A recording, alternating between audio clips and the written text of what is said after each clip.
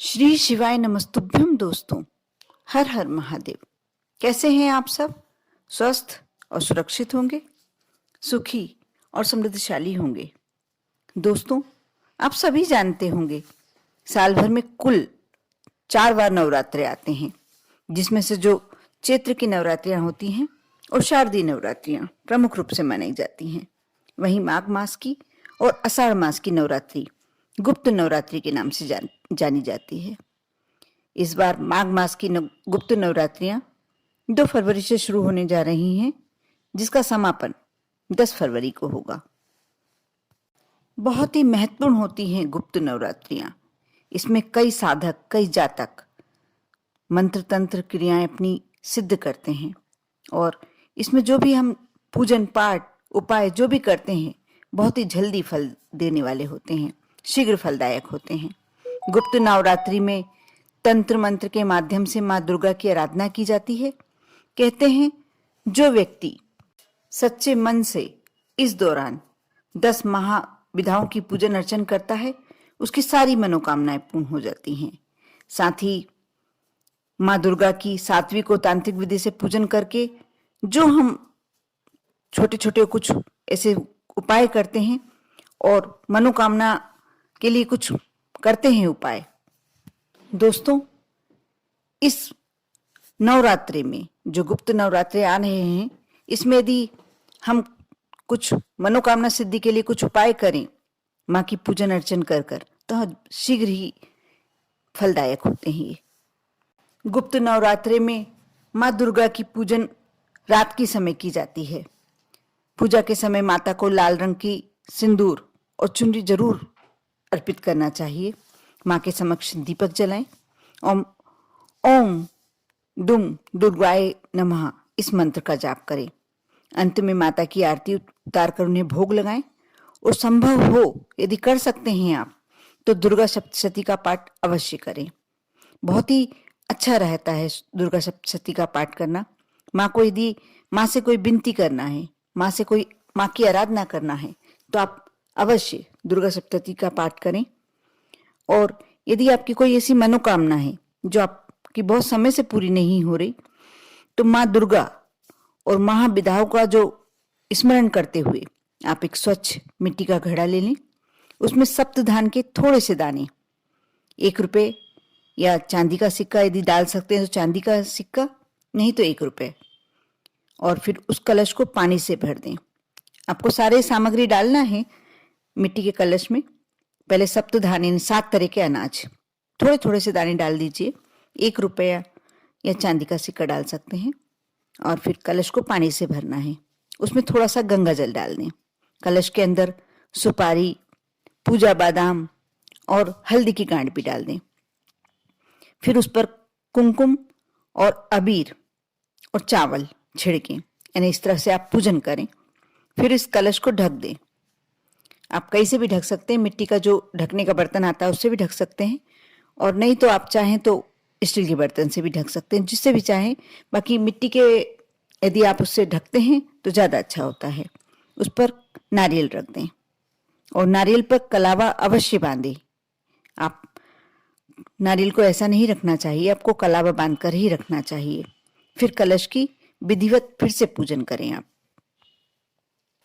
पूजन करने के बाद कलश के सामने हाथ जोड़कर और 10 महाविधाओं का स्मरण कर कर अपनी मनोकामना कह दें।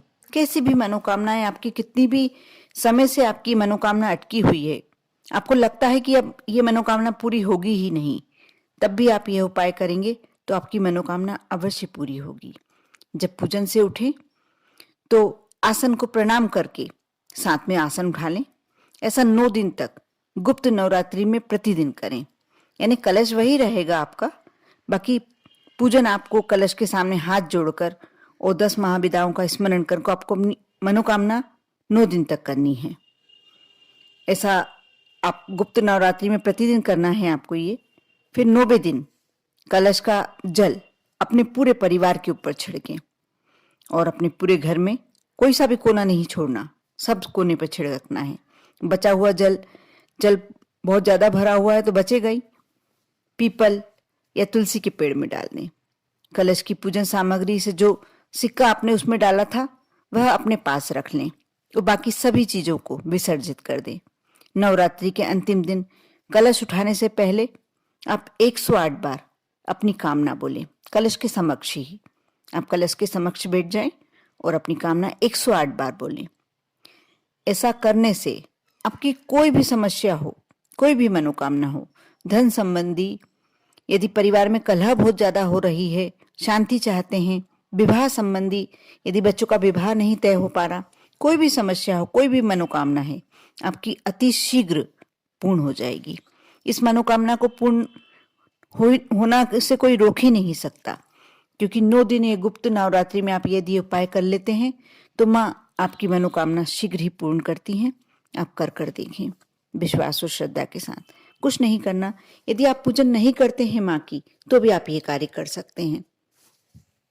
इसमें आपको कोई विधि विधान की आवश्यकता नहीं है, कुछ भी आवश्यकता नहीं है। बस थोड़ा सा इस बात का आप ध्यान रखें कि जिस दिन शुरू दिन किया आपने पूजन, जिस दिन कलश रखा आपने, जिस दिन जिस टाइम पर करा, दूसरे दिन भी उसी टाइम पे करे, तीसरे दिन भी, आपको 9 दिन तक टाइम वही रखना है और शुद्धता का आपको विशेष ध्यान रखना है। कपड़े आप स्वच्छ पहने, मन को अंदर से पवित्र रखें और स्वयं पवित्र रहें। आप उन 9 दिनों में ऐसी कोई वस्तु नहीं अपने खाने में यूज करें जो माँ के लिए अच्छी नहीं मानी जाती। उन दिनों में आप सात्विक भोजन करें। बस ये थोड़े से यदि आप बातों का ध्यान रखते हैं तो आपकी मनोकामना अवश्य पूर्ण होगी।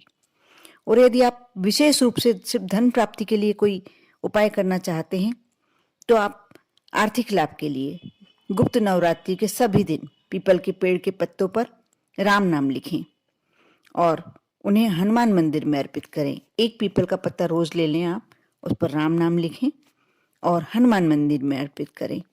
ऐसा कहा जाता है, ऐसा करने से आर्थिक स्थिति में सुधार आने लगता है। ये काम धीरे अवश्य होता होगा, लेकिन सुधार अवश्य आता है। आपको रास्ते मिलने लगते हैं नए नए। हर काम में सफलता पाने के लिए भगवान शिव के मंदिर में जाकर शिव और माँ पार्वती पर दूध से अभिषेक करें और पंचोपचार उनकी पूजन करें। अब मोली से भोलेनाथ और माँ पार्वती के मध्य गठबंधन करें। लाल चंदन की माला से आप इस मंत्र का जाप करें। आप या तो ओम नमः शिवाय भी जाप कर सकते हैं और यदि आप महिला हैं तो आप नमः शिवाय ओम का जाप करें, या आप श्री शिवाय नमस्तुभ्यम का भी जाप कर सकते हैं। आप शिव जी के कोई भी मंत्र का जाप कर सकते हैं। आप विनती करें वहाँ शिव जी के समक्ष बैठकर कि जो भी आपकी मनोकामना है, जो भी आपकी इच्छा है। वैसे ये कार्य, ये जो उपाय बता रही हूँ मैं, ये यदि आपके यहाँ विवाह योग्य बच्चे हैं और संबंध नहीं जम पा रहा, यदि आप स्वयं भी अपने विवाह के लिए करें तो उत्तम होता है। आप इन 9 दिनों में आप अवश्य कर देखें। बहुत ही सटीक और अचूक उपाय है, आप कर देखें। लेकिन आप जो मैं उपाय बताती हूँ आप करते अवश्य हैं। और बहुत सारे लोग बताते हैं, कमेंट्स में करते हैं कि हमें बहुत फायदा हो रहा है, बहुत लोग बताते हैं।